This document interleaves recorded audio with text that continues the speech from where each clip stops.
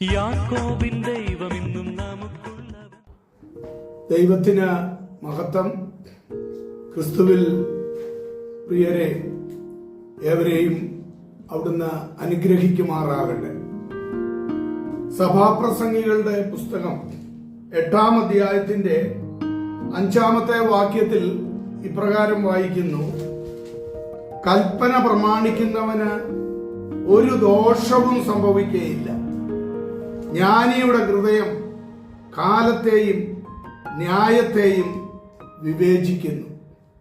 ഇവിടെ ഈ വാക്യത്തിൽ നമുക്ക് കാണുവാനായിട്ട് കഴിയുന്നത്, കൽപ്പന പ്രമാണിക്കുന്നവന് ഒരു ദോഷവും സംഭവിക്കുകയില്ല.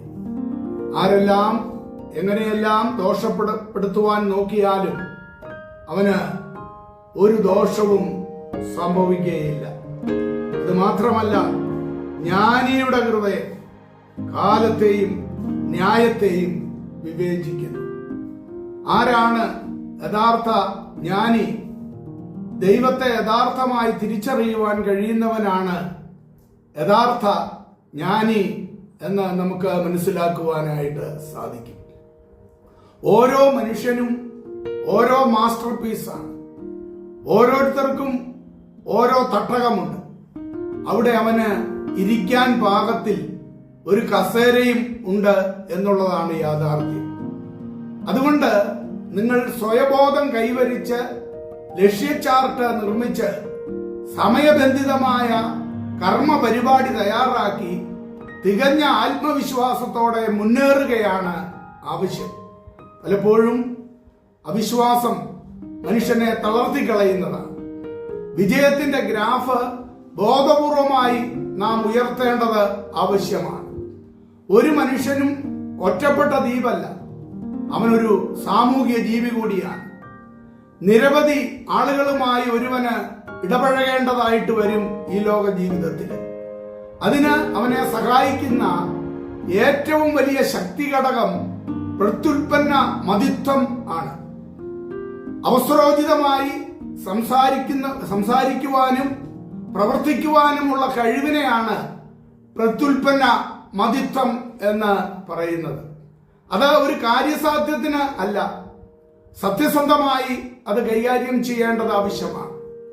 അധികാരത്തിനും അംഗീകാരത്തിനുമായി ഏണിപ്പിടികൾ ഉപയോഗിക്കാം. പക്ഷേ കാര്യം കണ്ടു കഴിഞ്ഞാൽ സഹായിച്ചവരെ ഒരിക്കലും തള്ളിപ്പറയുവാനായിട്ടിടയാകരുത്. സംഘർഷമുണ്ടാവാം. എല്ലാ പ്രശ്നത്തിനും ചർച്ചയിലൂടെ പരിഹാരം കണ്ടെത്തുവാനായിട്ട് കഴിയണം. ചർച്ചയിലൂടെ പരിഹാരം കണ്ടെത്തുവാൻ കഴിയാത്ത ഒരു വിഷയവുമില്ല.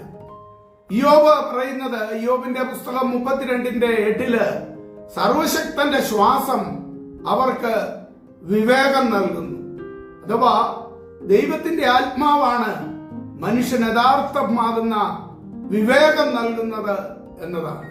അതേപോലെ 147-ാം സങ്കീർത്തനത്തിൽ അതിന്റെ 5-ാം വാക്യത്തിൽ സങ്കീർത്തനക്കാരൻ പാടുമ്പോൾ അവന്റെ വിവേകത്തിന് അന്തമില്ല എന്നും പാടിയിരിക്കുന്നത് നമുക്ക് കാണുവാനായിട്ട് സാധിക്കും. അതെ, ഇവിടെ നാം ചിന്തിച്ചതുപോലെ ജ്ഞാനിയുടെ ഹൃദയം കാലത്തെയും ന്യായത്തെയും അത് വിവേചിക്കുന്നതാണ്. യഥാർത്ഥമായ ദൈവിക ജ്ഞാനം മനുഷ്യനെ ശ്രേഷ്ഠനാക്കുന്നു, അവനെ പ്രശ്നങ്ങളിൽ നിന്ന് വിടുവിക്കുന്നു, അവന് സമാധാനവും സന്തോഷവും സൗഖ്യവും ഇതെല്ലാം അഭിവൃദ്ധിയും അവിടുന്ന് പ്രദാനം ചെയ്യുന്നു. ആ ജ്ഞാനത്തിനായി നമ്മുടെ ഹൃദയത്തെ നമുക്ക് ഭരമേൽപ്പിക്കാം. അവിടുന്ന് നമ്മെ അനുഗ്രഹിക്കുമാറാകട്ടെ.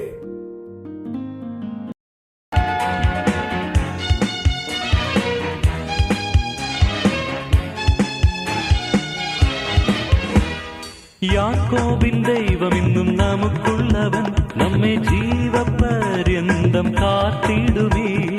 ഓരോ ദിവസവും കൃപ നൽകി നമ്മെ ഇമ്മാനുവേലവൻ താൻ നടത്തിടുമേ.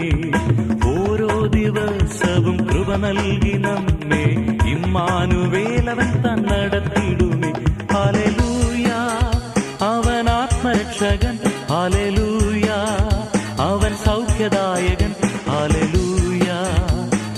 ശുദ്ധാത്മദായകൻ നമ്മെ നിത്യതയ്ക്കായി ഒരുക്കിടുമേ. ഹല്ലേലൂയ. ശുദ്ധാത്മദായകൻ നമ്മെ നിത്യതയ്ക്കായി ഒരുക്കിടുമേ.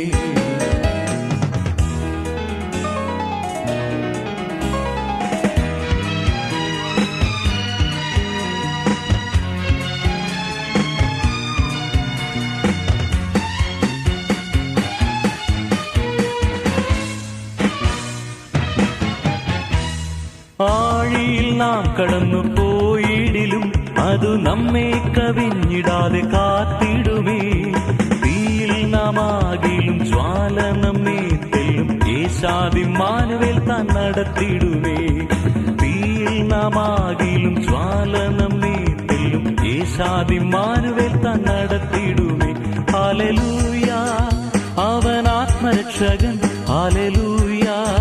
അവൻ സൗഖ്യദായകൻ. ഹല്ലേലൂയ.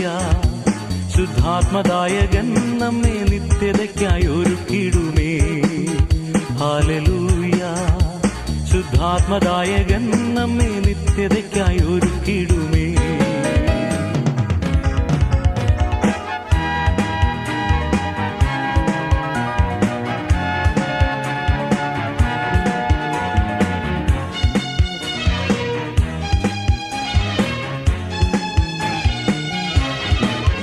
സാക്ഷാൽ രോഗങ്ങൾ അവൻ വഹിച്ചതിനാൽ എല്ലാ വേദനയും അവൻ ചുമന്നതിനാൽ അടിപ്പിണരാൽ അവൻ സൗഖ്യമാക്കി. ഇന്നും ഇമ്മാനുവേൽ അവൻ താൻ നടത്തിടുമേ. അടിപ്പിണരാൽ അവൻ സൗഖ്യമാക്കി. ഇന്നും ഇമ്മാനുവേൽ അവൻ താൻ നടത്തിടുമേ. ഹല്ലേലൂയ. അവൻ ആത്മരക്ഷകൻ. ഹല്ലേലൂയ. അവൻ സൗഖ്യദായകൻ. ഹല്ലേലൂയ. ശുദ്ധാത്മദായകൻ നമ്മെ നിത്യതയ്ക്കായി ഒരുക്കിടുമേ. ഹല്ലേലൂയ. ശുദ്ധാത്മദായകൻ നമ്മെ നിത്യതയ്ക്കായി ഒരുക്കിടുമേ.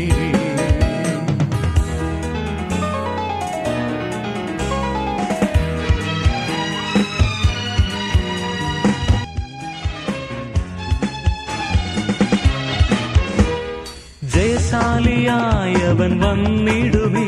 എല്ലാ പ്രതിഫലവും അവൻ തന്നിടുമേ. ആത്മാവിനാൽ അതിനായി ഒരുക്കി നമ്മെ ഇന്നും